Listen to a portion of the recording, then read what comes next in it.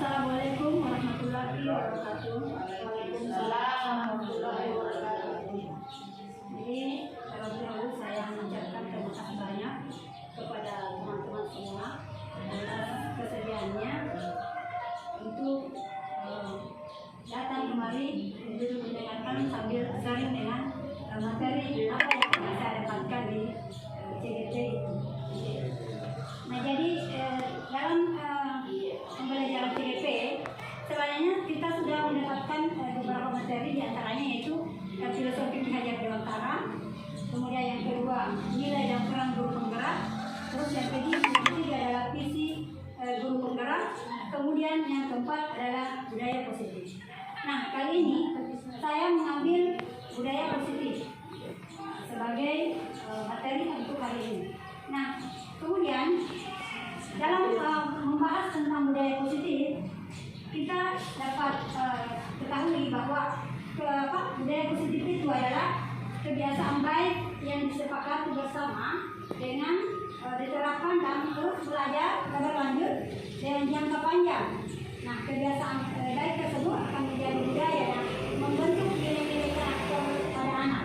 Jadi nilai-nilai karakter pada anak itu ada beberapa aspek juga yang harus diterapkan dalam budaya positif, yaitu salah satu diantaranya adalah disiplin positif, apalagi posisi kontrol, terus keyakinan keras dan kebutuhan dasar murid. Kemudian dalam budaya positif itu utamanya kita bercerita tentang kedisiplinan. Jika kita bercerita tentang disiplin, kira-kira apa yang terbesit di pikiran Bapak Ibu tentang kata disiplin? Kehadiran, ya. Ibu mengatakan kehadiran, ketepatan waktu, ya. Ya, ini adalah ada yang lain. Bagaimana disiplin itu? Jadi ada peraturan, ada waktu ya.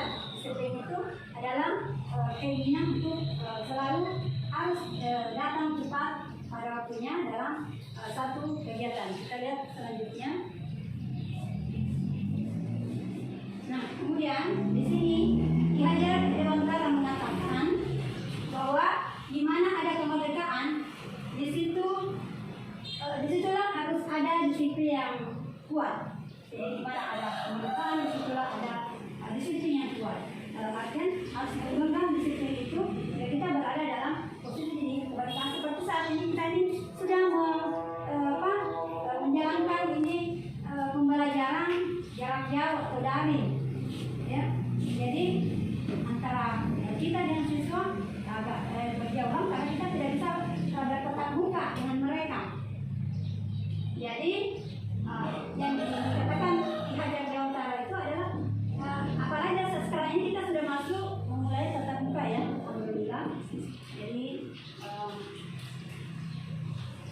saya kira dalam menjalankan tugas untuk dari kata disiplin itu kita harus memegang kuat, artinya kita harus melakukan kegiatan kita sesuai dengan aturan waktu yang telah ditetapkan oleh sekolah, seperti biasanya yang selalu kita diterapkan oleh ibu kepala sekolah, diberikan motivasi terhadap kita semua.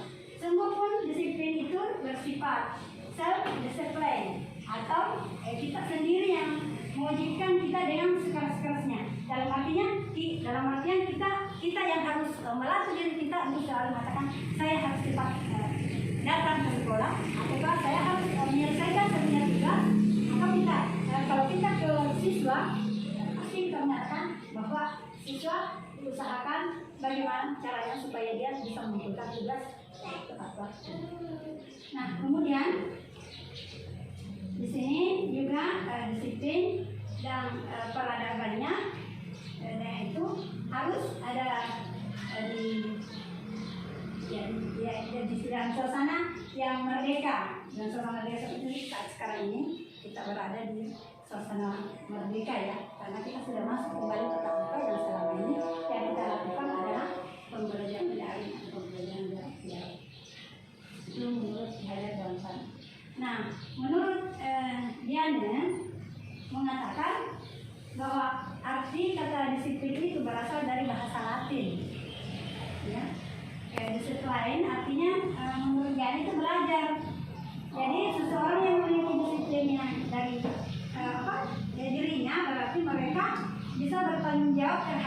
apa yang dilakukannya, karena mereka menuntun tindakan mereka pada nilai-nilai kebajikan universal, dalam artian kebajikan yang menyeluruh, kebajikan yang secara ikhlas, bahkan dia secara ikhlas ingin melakukan apa yang dia ingin kerjakan.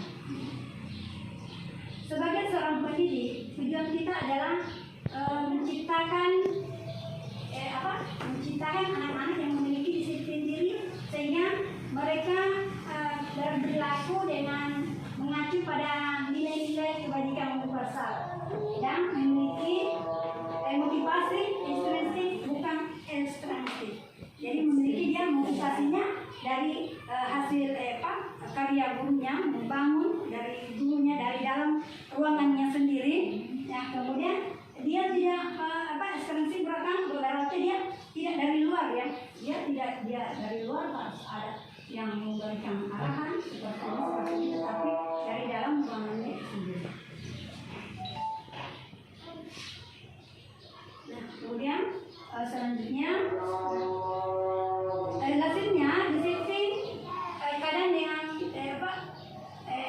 berkaitan dengan kontrol. Dalam hal ini kontrol guru dalam menghadapi murid, bagaimana guru mengontrol muridnya mulai dari mengerjakan tugas-tugasnya apa dan sebagainya, melihat dari kehadiran anak-anaknya, seperti itu. Nah, kemudian di sini dikatakan juga bahwa ini adalah paparan dari Dr. William Gales dalam kontrol teori untuk meluruskan beberapa miskonsepsi tentang kontrol. Jadi ada beberapa miskonsepsi tentang kontrol, yaitu ilusi guru mengontrol muridnya, kemudian ilusi bahwa penguatan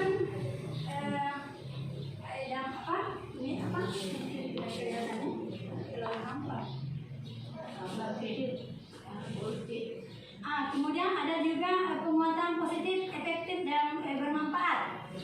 Terus ilusi bahwa kritik dan membuat orang merasa bersalah dapat menguatkan karakter. Membuat orang merasa bersalah dapat menguatkan karakternya. Jadi seperti misalnya anak-anak yang malas melakukan tugas, mungkin karena ada kegiatan di rumahnya, mungkin dia asik yang main. Nah, kita boleh menegur anak tersebut dengan mengatakan, contoh misalnya ambil siswa ya, Dina misalnya, Din, kenapa tidak terkumpul tugasnya? Tentu dia mengatakan, aduh, tidak bagi tugas contoh saya, atau berbagai alasan lah yang dia ungkapkan. Jadi dalam hal ini dikatakan membuat dia merasa bersalah. Tentu bisa kita mengatakan, kamu tidak kasihan ya sama guru, terus tema tidak soal apa dan sebagainya. Kan seperti itu. Jadi dia merasa akan berpikir dan dia akan merasa dirinya bersalah. Dia ya, kenapa saya tidak kerjakan soal yang diberikan oleh ibu guru. Nah, kemudian di sini ada stimulus dengan respon tawaran.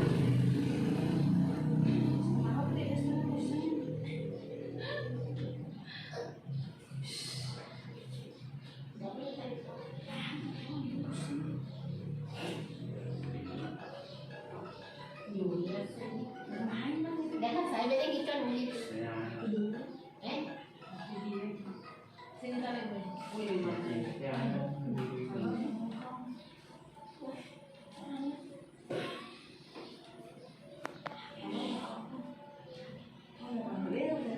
Jadi ada di sini stimulus respon tentang dunia dengan teori kontrol tentang dunia. Dilihat di sini ada realitas kebutuhan kita bersama, ya kebutuhan kita sama maksudnya ya. Di sini kemudian teori kontrol tentang dunia mengatakan realitas kebutuhan kita berbeda. Iya, maksudnya mungkin atau mungkin ada teman-teman yang tahu bagaimana maksud dari stimulus first kan tentang kebutuhan ini, dan kemudian dari kontrolnya tentang kebutuhan kita itu sama. Siapa yang memberikan yang bisa memberikan nilainya atau bagaimana tentang realitas kebutuhan kita semua itu realitas kebutuhan kita sama. Dan artinya di sini mungkin seperti kebutuhan setiap orang itu sama ya, semua orang membutuhkan tempat tinggal, membutuhkan misalnya pakaian, makanan gitu ya, kebutuhan yang sama.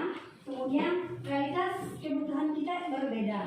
Nah betul, karena tetap ada perbedaan kan di antara kebutuhan kita masing-masing. Misalnya mungkin di satu pihak ada yang membutuhkan misalnya kalau dari segi makanan misalnya sayurnya itu berbeda-beda ya.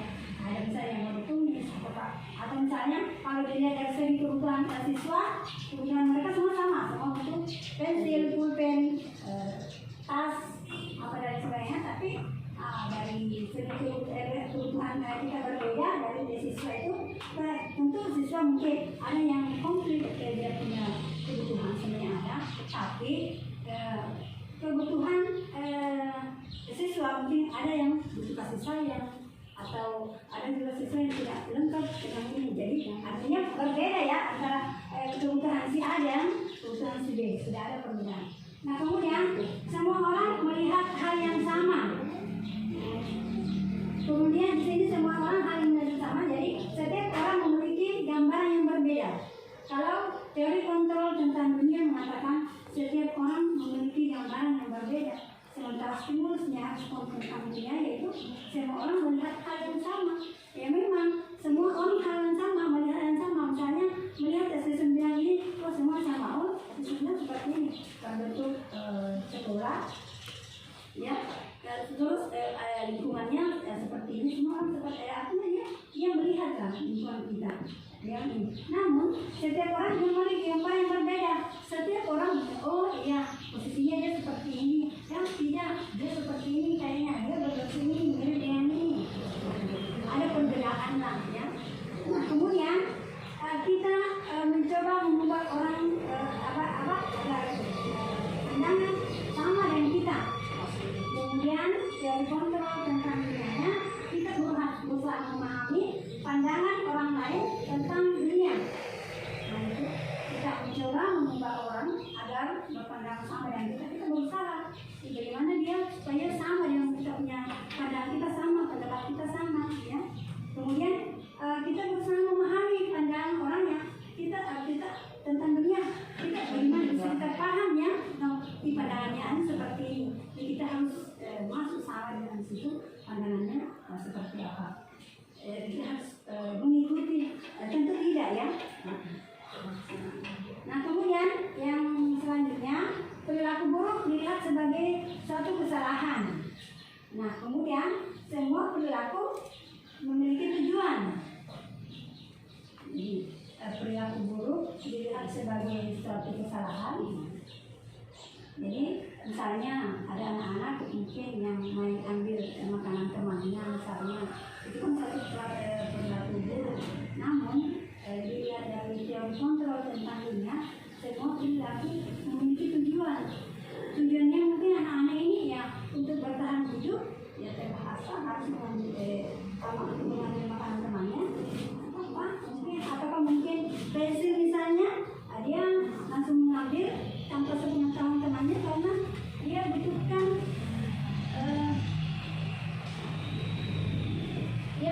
pensil itu untuk menggunakannya pada saat itu. Ada bermain atau apa. Nah kemudian orang lain bisa mengontrol saya, sementara saya mengatakan teori kontrol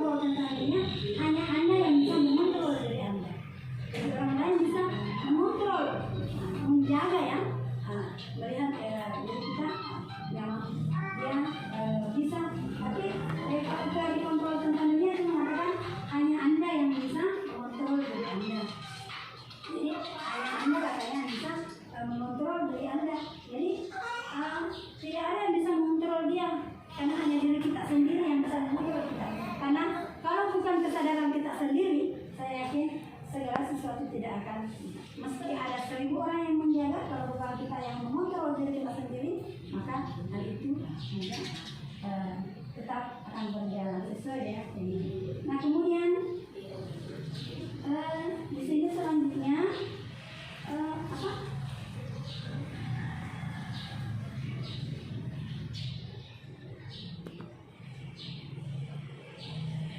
yang terakhir, model berpikir menang kalah dengan model berpikir menang-menang. Jadi model berpikir menang kalah artinya di sini dia berpikir itu akan ada kata menang dan ada kalah katanya.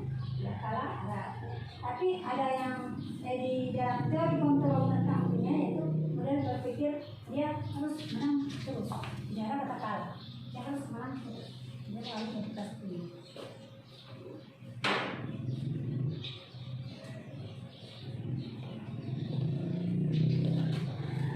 Terus selanjutnya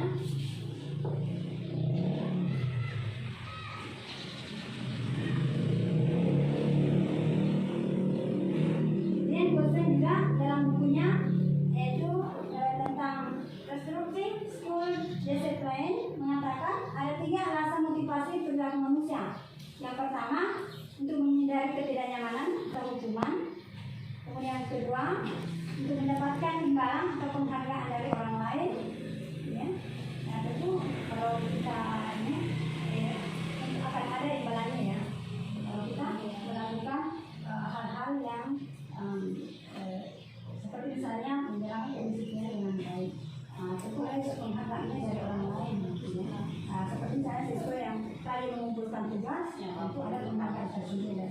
Nah kemudian yang ketiga, untuk menjadi orang yang mereka inginkan dan menghargai diri dengan nilai-nilai yang mereka percaya. Nah selanjutnya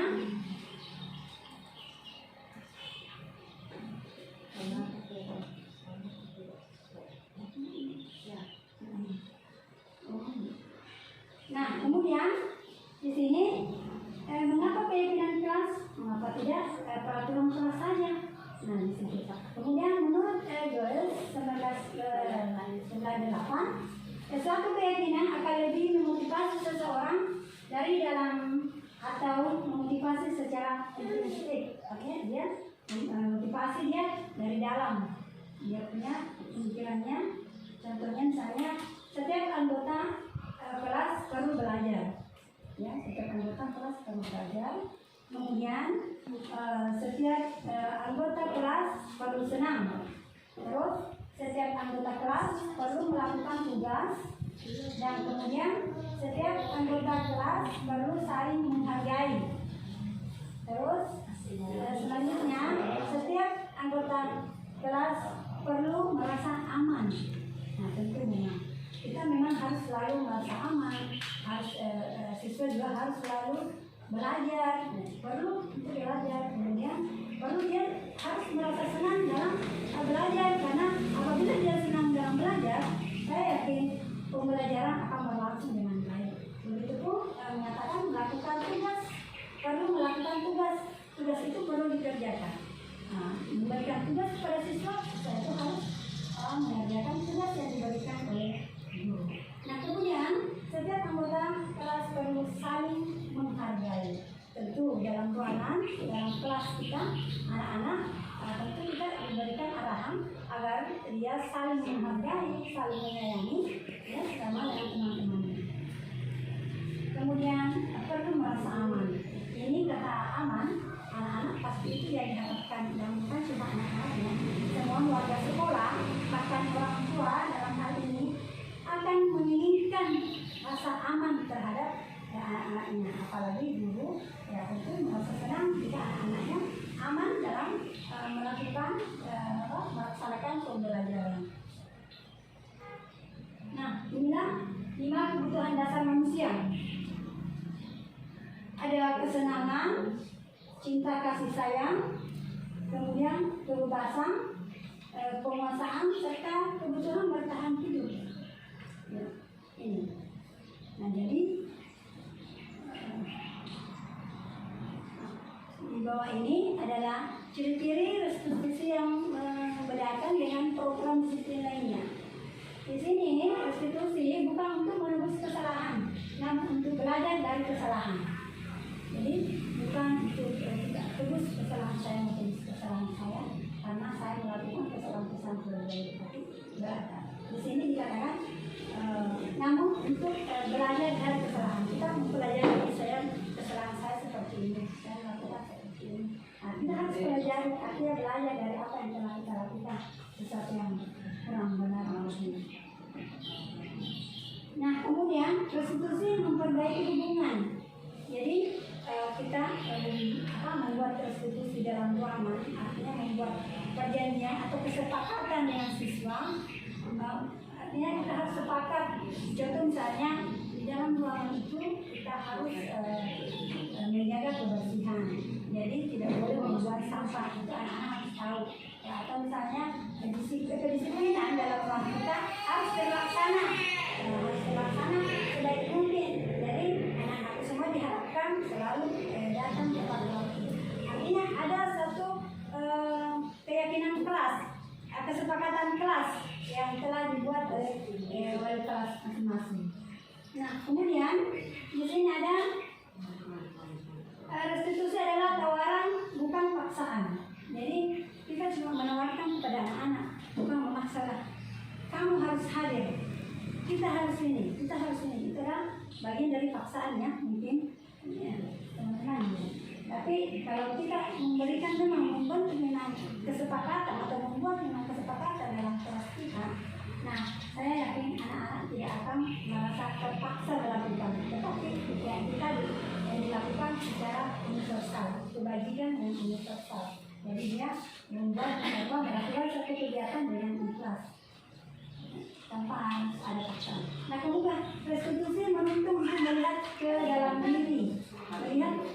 diri, atau menuntun mereka anak-anak agar dia melihat apakah ini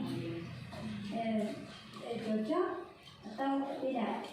Nah, kemudian restitusi diri adalah cara yang paling baik.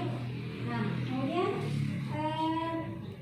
ini itu adalah sesuatu yang baik bila kita melakukan restitusi di dalam kelas kita. Nah, kemudian restitusi fokus pada karakter bukan tindakan. Nah, restitusi menguatkan, kemudian restitusi juga fokus pada solusi, terus restitusi mengembalikan murid yang berbuat salah pada kelompoknya.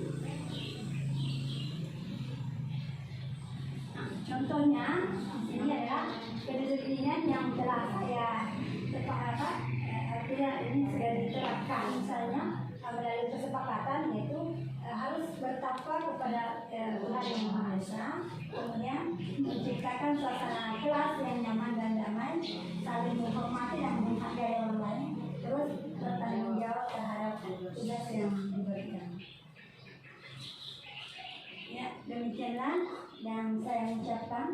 Terima kasih banyak kepada Ibu Kepala Sekolah serta teman-teman yang lain. Sekian, Assalamualaikum warahmatullahi wabarakatuh. Waalaikumsalam warahmatullahi wabarakatuh.